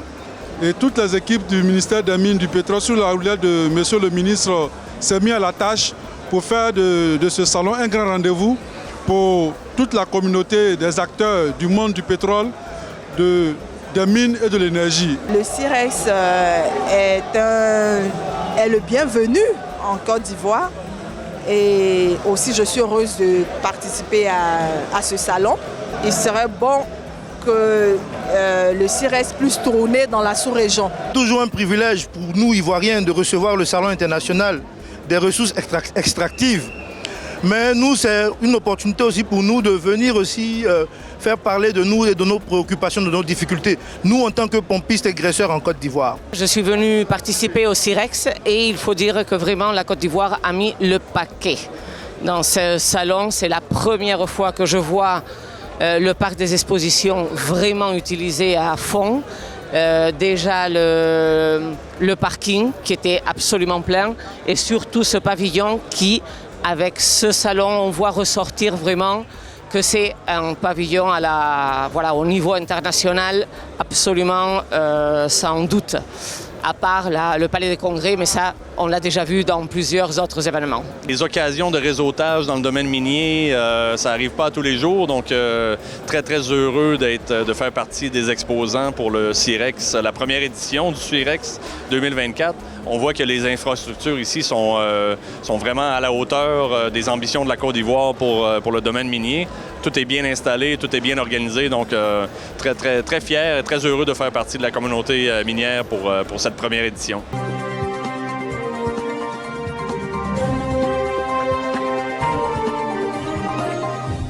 Tout en restant focalisé sur la Côte d'Ivoire, on y reviendra, surtout pour parler de l'intelligence artificielle. Je demande un peu à Marcel de nous présenter, de nous faire voir quelques images un tout petit peu de cette 11e conférence. Voilà, vous voyez arriver le ministre de la Communication aux côtés du ministre de la Culture, avec la présence de M. René Bourgoin, le président de la ACA, la Haute Autorité de la Communication audiovisuelle de Côte d'Ivoire. On y reviendra dans un instant pour vous parler de cette 11e édition tenue à Abidjan. Mais pour l'heure, nous quittons la Côte d'Ivoire pour le Cameroun. Le pays situé en Afrique centrale, au cœur même de l'Afrique centrale, et le président n'est autre que son Excellence, M. Paul Biya, qui dirige ce pays depuis 42 ans. Au Cameroun, la 34e journée africaine de la statistique à Douala, dans la capitale économique du Cameroun. Un événement qui n'a qu'un seul but, encore plus d'efficacité. Reportage depuis Douala, l'équipe de CNN Télévision et de C-Web Info, dirigée par Stéphane Négou, assisté de Gozo, de Charlotte Abdoulaye, Séverin Tchatchoua et Eric Bikek. L'agence régionale de l'INS a organisé le 17 novembre 2024 l'événement marquant la 34e édition de la journée africaine de la statistique dans la ville de Douala, capitale économique du Cameroun, avec pour thème soutenir l'éducation en modernisant la production des statistiques adaptées aux besoins. Cérémonie que présidait M. Diani Bala Gabriel, représentant du gouverneur de la région du littoral, en présence du délégué régional de la jeunesse et de l'éducation physique, Mme Nana Christelle, chef d'agence régionale du littoral de l'INS, ainsi que de nombreux invités. Créée en 1990 par la conférence des ministres chargés de la planification économique et du développement des pays membres de la Commission économique pour l'Afrique, cette 34e journée revêt une signification particulière dans les quêtes pour un développement social économique durable. Une gestion efficace des données, même au niveau régional, est essentielle pour informer les politiques, orienter les investissements et mesurer l'impact des initiatives de développement. La modernisation des écosystèmes de données, en particulier en ce qui concerne les statistiques officielles et les grands ensembles de données, passe par des étapes telles que l'amélioration des statistiques officielles. Il va s'agir ici de renforcer des capacités statistiques nationales, tant dans la formation du personnel que dans l'acquisition de technologies modernes de traitement de l'information. Également, nous notons l'utilisation des données technologiques de l'information et de la communication. Dans ce cas, il est question de développer des plateformes de données centralisées où les membres de la communauté peuvent partager leurs données de manière sécurisée, favorisant ainsi la collaboration et la transparence. Durant cette journée, des échanges ont été faits sur le traitement de la situation de l'alphabétisation, de l'état des statistiques dans la région et un aperçu des données statistiques de la région ont également été présentés en vue de renforcer les capacités nationales dans la formation du personnel ainsi que dans l'acquisition des technologies innovantes. Les acteurs clés qui participaient à la coordination de cette journée étaient la Banque africaine de développement, la Commission de l'Union africaine ainsi que les États membres qui tous jouent un rôle dans la promotion et la valorisation de l'importance des statistiques. Les statistiques, en règle générale, dans la globalité, prises dans leur globalité, sont bonnes, mais seulement il faudrait désagréger pour pouvoir tenir compte des disparités qui peuvent se loger dans ces statistiques-là. Désagréger au niveau de la localité, c'est-à-dire aller au niveau même de la commune, désagréger même au niveau aussi des différents types de statistiques ou bien d'enseignement. Au niveau du personnel, est-ce que toutes les communes sont servies en termes de professeurs de mathématiques? Est-ce que toutes les communes sont servies en termes de lycées techniques, de lycées anglophones ou francophones? Donc il faudrait avoir dans ces statistiques-là pour pouvoir permettre une meilleure prise de décision. À terme, les bénéficiaires des données statistiques sont les entreprises privées, les chercheurs, les médias et le grand public. Cette journée aura également été l'occasion d'échanger, de partager les bonnes pratiques statistiques dans le but de renforcer les collaborations entre les acteurs pour que les statistiques demeurent un moteur essentiel de développement socio-économique en Afrique, car ne l'oublions pas, les statistiques restent un outil de décision.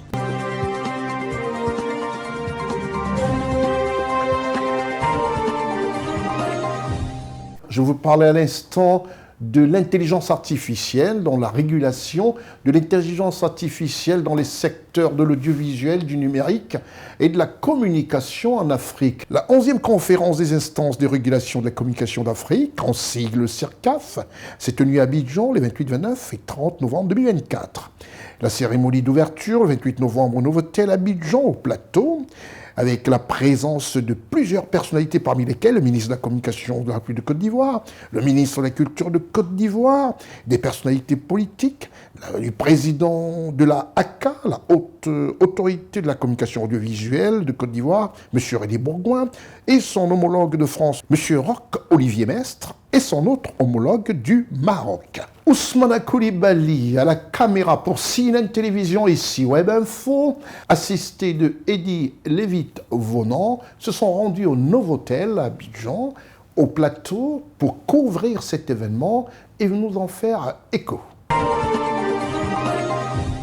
Le jeudi 28 novembre 2024, dès 7h, au Novotel, situé au plateau à la rue du Commerce à Abidjan, les conférenciers s'enregistrent afin de prendre part à cette 11e conférence des instances de régulation de la communication d'Afrique, en sigle le CIRCAF. Au centre de cette 11e conférence des instances de régulation de la communication d'Afrique, en sigle CIRCAF, la régulation de l'intelligence artificielle, en sigle LIA, dans le secteur de la communication audiovisuelle et numérique en Afrique. Des personnalités politiques membres du gouvernement de Côte d'Ivoire, tels le ministre de la Communication, porte-parole du gouvernement, M. Amadou Coulibaly, Mme Françoise Romac, ministre de la Culture de Côte d'Ivoire, M. René Bourgoin, président de la Haute Autorité de la Communication audiovisuelle en Côte d'Ivoire, en sigle ACA, et vice-président du RIAC, le président de la ACA du Bénin, secrétaire exécutif du RIAC, le président de l'ARCOM France et président du REFRAM, M. Roch-Olivier Mestre, la présidente de la ACA du Maroc, présidente en exercice du RIAC, Mme Latifa Arkabak, et le représentant du Premier ministre de la République de Côte d'Ivoire. Durant ces 2 jours du 28 et 29 novembre, pour les sessions 1, le point focal fut les enjeux de la régulation de l'intelligence artificielle dans le secteur de la communication audiovisuelle et numérique en Afrique. La session 2 se portait sur la régulation de l'intelligence artificielle en Afrique, les pistes d'évolution en expérience en cours. Quant à la session 3, le thème était esquisse d'un cadre réglementaire sur la régulation de l'intelligence artificielle dans le secteur de la communication audiovisuelle et numérique en Afrique. La session 4 portait sur l'adoption des recommandations contenues dans une déclaration en vue de la contribution des régulateurs africains à la régulation de l'intelligence artificielle. Et la 5e du genre portait sur un huis clos des présidents et chefs de délégation. Tel fut le déroulé de cette 11e conférence des instances de régulation de la communication d'Afrique, en sigle CIRCAF. C'est alors qu'à cette ouverture du 28 novembre 2024, au Novotel Abidjan, Côte d'Ivoire, afin de souhaiter Akwaba à ses hôtes, honneur est revenu à M. René Bourgoin, président de la ACA de Côte d'Ivoire et vice-président du RIAC. La régulation de l'intelligence numérique dans le secteur de la communication audiovisuelle est une nécessité absolue. Quand on sait que aujourd'hui, vous le savez tous, avec les deepfakes et autres, mais c'est la crédibilité de notre démocratie des élections qui est en jeu. C'est pour ça qu'il faut que nous prenions à bras le corps cette question de la régulation de l'intelligence artificielle. Vous voyez quelqu'un parler, un candidat, il s'exprime, il dit des choses qu'on lui fait dire, c'est sa voix. On voit ses lèvres bouger pour prononcer ces mots. C'est lui qui est en train de les dire, mais en réalité, il ne les dit même pas. C'est archi faux, tout est faux, tout est généré par l'intelligence artificielle. 27 pays réfléchissent sur l'utilisation de l'intelligence artificielle. Le Bénin était présent. L'intelligence artificielle permet la production automatisée de contenu audiovisuel, ce qui peut accroître la capacité de création pour les médias africains. Une image générée par l'intelligence artificielle, celle du président Donald Trump aux États-Unis, qui tire ici la sonnette d'alarme pour garder une crédibilité, surtout de nos politiques, à l'approche des grandes échéances. La France, par M. Roch-Olivier Mestre, président de la ARCOM France, s'exprime. Des sessions de formation pourront aussi être organisées dans le cadre de ce forum, notamment sur les technologies émergentes, comme l'intelligence artificielle qui nous réunit aujourd'hui et qui est le thème de cette 11e conférence des instances de régulation et de la communication d'Afrique.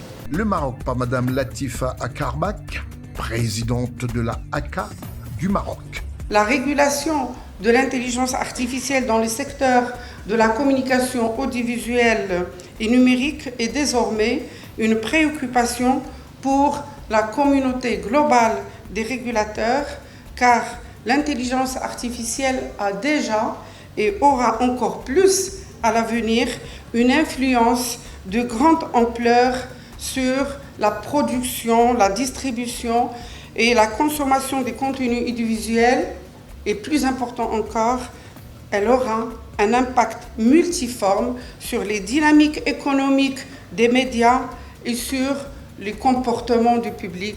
C'est ensuite que la parole est revenue au ministre de la Communication de Côte d'Ivoire, M. Amadou Coulibaly, pour clore cette ouverture avant les séances des travaux qui se sont toutes achevées en fin de journée. Les évolutions technologiques en matière de communication ont fait de chacun de nous des diffuseurs d'informations. Elles ont donc considérablement modifié les méthodes de régulation des médias audiovisuels par l'étendue de leur réseau de publication et de diffusion de l'information, par leur rapidité, par leur instantanéité. Elle peut donc conduire à la désinformation de nos populations et à leur manipulation. C'est alors que l'équipe de CNN et de C-Web Info présente au Nouveau-Tel pour cette 11e conférence des instances de régulation de la communication d'Afrique a recueilli quelques impressions pour vous. C'est pour moi une grande opportunité et en plus le sujet, le thème est très intéressant parce que c'est un thème qui constitue donc le défi auquel les instances de régulation africaines font face aujourd'hui. Donc je pense que je vais rentrer avec des stratégies qui vous permettront de pouvoir réguler l'intelligence artificielle.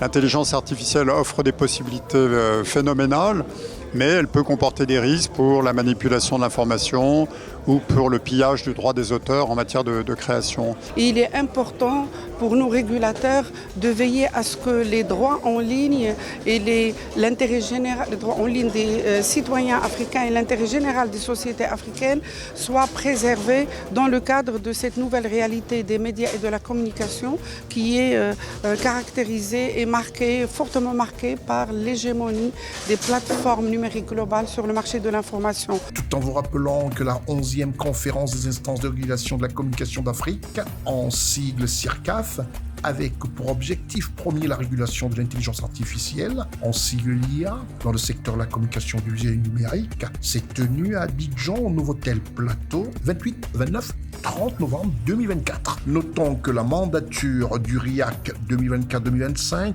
revient désormais au président de la ACA de Côte d'Ivoire, M. René Bourgoin.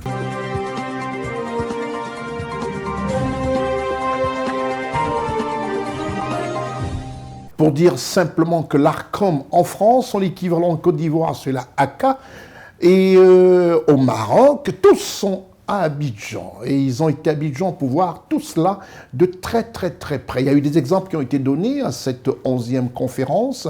On peut simplement dire que la ACA, au niveau de la Côte d'Ivoire, veille à ce qu'il n'y ait aucun dérapage avec le phénomène aujourd'hui de l'intelligence artificielle. C'est l'heure de notre grand format. Dans ce grand format, toute l'équipe de rédaction a décidé de parler des produits vivriers en Côte d'Ivoire. Les infrastructures, succès, rien à dire. Tout ce qui touche un tout petit peu au phénomène des télécommunications, rien à dire. Tout ce qui touche à la défense nationale en Côte d'Ivoire, rien à dire. Dans plusieurs secteurs. Et dans ce numéro, on a décidé de nous atteler un tout petit peu sur le phénomène des produits vivriers, à savoir ce que nous mangeons tous les jours.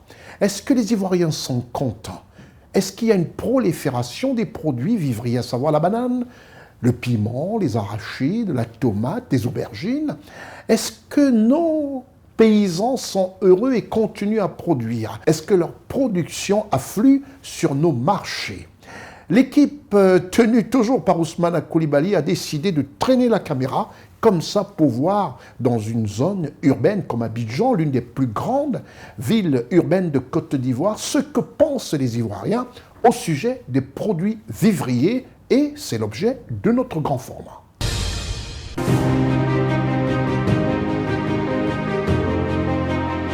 Chez nous en Côte d'Ivoire, il y a tomate, il y a gomo, il y a piment, il y a banane. En tout cas, chez nous en Côte d'Ivoire, il y a tout. Pas besoin d'aller au Burkina, Mali, etc. Il y a tout chez nous. Vraiment, si je vois les aubergines, gomo, piment, tomates dans ce pays, je suis très contente. Parce que dans les autres pays, tout ça, il n'y en a pas. Mais chez vous, ici, il y a tout. Chez nous, ici, il y a tout. Donc, vraiment, je suis très contente pour voir tout ça. À Côte d'Ivoire, ici, il y a tout. Il y a banane, il y a escargot, il y a tomate, il y a aubergine, il y a gombo, il y a igname, il y a tout le sauce ici. Nous sommes au marché Gourou actuellement. Vraiment, c'est une fierté pour nous qu'il y a tous les produits sur le marché, que ce soit aubergine, piment, gombo, un peu de tout. Vraiment, c'est une fierté pour la Côte d'Ivoire parce que nous sommes reconnus à l'international grâce à ces produits-là. C'est une fierté pour nous, donc ça nous rend vraiment fiers de notre pays. Et puis avec ça, le pays ne manque pas de nourriture, quoi. On n'a pas faim, on est toujours là. Et puis ça, un peu, on est là. Les produits vivriers qui sont en Côte d'Ivoire, c'est une fierté pour nous. Parce que il y a des autres pays qui n'en ont pas. Il y a des pays, même tu viens prendre ça en Côte d'Ivoire pour envoyer ça dans les autres pays. Donc c'est une fierté pour nous. C'est une fierté pour nous parce qu'on ne va pas aussi dans les autres pays pour acheter, pour envoyer en Côte d'Ivoire. En temps normal, ça quitte en Côte d'Ivoire ici pour aller dans les autres pays. Donc on est très heureuse pour ça. En Côte d'Ivoire, nous avons tout ici. Il y a banane ici, il y a manioc ici, il y a placari ici, il y a aubergine ici, il y a tomate ici. Au lieu d'aller prendre dans l'autre pays, au marché Gouron, il y a tout ici. Vraiment, ça nous fait plaisir d'avoir les produits vivriers en Côte d'Ivoire ici. Ça nous fait vraiment plaisir d'avoir ça. C'est une richesse pour nous. On est très contents d'avoir ça ici. Il y a banane, il y a tomate, il y a aubergine, il y a toutes sortes de vivriers ici, comme aubergine, tomate, gomo, tout. Igname, on a tout ici. Donc vraiment, ça nous fait plaisir d'avoir ça en Côte d'Ivoire ici. On a tout chez nous. On a banane, on a aubergine, on a piment, on a gomo, on a igname, on a le riz local, on a placari chez nous. Mais on a manioc, on a tout chez nous. Tout ce qui est chez nous, on a ça. Les produits vivriers que nous avons en Côte d'Ivoire ici, les bananes, manioc, tomates, gomo, le feu, ça nous plaît pour qu'on voit en Côte d'Ivoire ici. Au lieu d'aller dans un autre pays pour avoir, on a tout chez nous ici. C'est pour cela que je voulais vous dire que toutes les femmes, que les vivriers de Côte d'Ivoire, bananes, tout, c'est tout chez nous ici. On va aller faire quoi dans un autre pays encore? On préfère rester chez nous en Côte d'Ivoire. C'est une fierté pour nous, quoi. C'est une fierté pour nous parce qu'on voit que sur notre terre, il y a tout. La terre est riche. La Côte d'Ivoire est pleine de richesses. En tout cas, si ça dépend de moi seul, je préfère rester ici pour me battre parce qu'on a tout chez nous ici. On a tout ici, on a piment, tomates, riz, bananes, maïs. Bon, on a tout chez nous ici, quoi, etc. Même igname, il y en a chez nous ici. Vu les produits vivriers en Côte d'Ivoire, j'ai vu la Côte d'Ivoire a tout. Il a igname, il a manioc, il a tout. Je ne peux pas tous les citer, etc. Donc, j'invite à tous les Ivoiriens, eux-mêmes, ils n'ont qu'à faire évoluer, que le monde entier sache que Côte d'Ivoire a tous les produits alimentaires chez lui, dans son pays. Je suis très très satisfait des produits vivriers Made in Côte d'Ivoire, car depuis des années maintenant, la Côte d'Ivoire arrive à s'en sortir. Et en tout cas, on n'a pas de problème au niveau du marché, étant que cela vient même de nous-mêmes. On a déjà un peu de tout ici, on cultive pas mal de trucs. Donc, je crois que la satisfaction est encore plus bien, et avec les prix et autres. Seulement que bon, il y a certains prix qui ont bercé et d'autres qui se sont élevés. Mais si on arrive à résoudre tous ces problèmes-là, en tout cas, ça va aller de l'avant. Je suis vraiment satisfait des produits vivriers de la Côte d'Ivoire parce qu'on a plusieurs produits qu'on arrive à cultiver ici. Exemple comme la banane, l'igname, le manioc, il y a plusieurs. Mais on ne peut pas tout citer parce que la Côte d'Ivoire ne manque pas de nourriture vraiment. Parce qu'on a plusieurs nourritures qui permettent à la Côte d'Ivoire de tenir les 4 bouts au monde. Je suis satisfait des produits vivriers de la Côte d'Ivoire. Je pense qu'au lieu que le pays exporte des produits pour venir en Côte d'Ivoire, si nous-mêmes nous produisons nos propres produits et que nous les consommons, c'est une bonne chose pour le pays, oui. Je suis parfaitement satisfait des produits vivriers que nous produisons ici en Côte d'Ivoire. Je voudrais, à travers votre micro, encourager le ministère de l'Agriculture à pouvoir mettre un accent. Parce que la Côte d'Ivoire, au départ, au temps du fouet, nous étions peut-être 12 millions d'habitants, mais aujourd'hui nous sommes au-delà de 25 millions d'habitants. Donc on a vraiment besoin que le ministère de l'Agriculture puisse développer ce domaine-là au niveau des vivriers pour qu'on puisse avoir les aliments, par exemple la banane, le manioc et tout ce que nous connaissons, la tomate, l'aubergine, pour que on puisse être autosuffisant en produits vivriers au niveau de la Côte d'Ivoire. Nous avons déjà un climat vraiment qui est adapté aux produits vivriers. Donc je ne vois pas pourquoi est-ce qu'on va aller chercher ailleurs ce qu'on a abondamment chez nous. Donc voilà quoi, donc c'est dit que chez nous ici déjà il y a du gombo, il y a du manioc, il y a du piment, il y a de la tomate. Tout se fait ici en Côte d'Ivoire, je veux dire. Donc je ne vois pas pourquoi est-ce qu'on va encore aller chercher au loin ce qu'on a sur place quoi. Sinon voilà quoi, je suis satisfait de nos agriculteurs, je suis fier même d'eux d'ailleurs, puisqu'on dit que le pays se repose sur l'agriculture, je crois. Voilà. Donc l'agriculture en Côte d'Ivoire est abondante. En tout cas, il n'y a pas de pénurie de nourriture en Côte d'Ivoire en tout cas.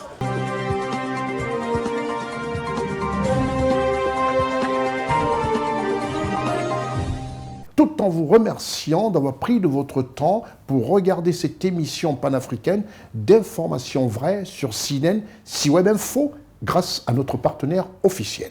C'était votre programme d'information avec l'UIL, l'Université internationale de Libreville, le fleuron de la formation universitaire en Afrique. C'est terminé pour cette émission constituée Carl Week News. Et n'oubliez pas les rediffusions sur CNNTV.ci ou encore vous allez sur www.CWebInfo et là vous cliquez sur la rubrique replay pour avoir toute l'information panafricaine vraie. C'est la première chaîne numérique qui vous donne de l'information vraie 24 heures sur 24. Et nous savons combien vous êtes attachés aujourd'hui au numérique parce qu'on n'a pas toujours le temps de rester à la maison face au grand écran.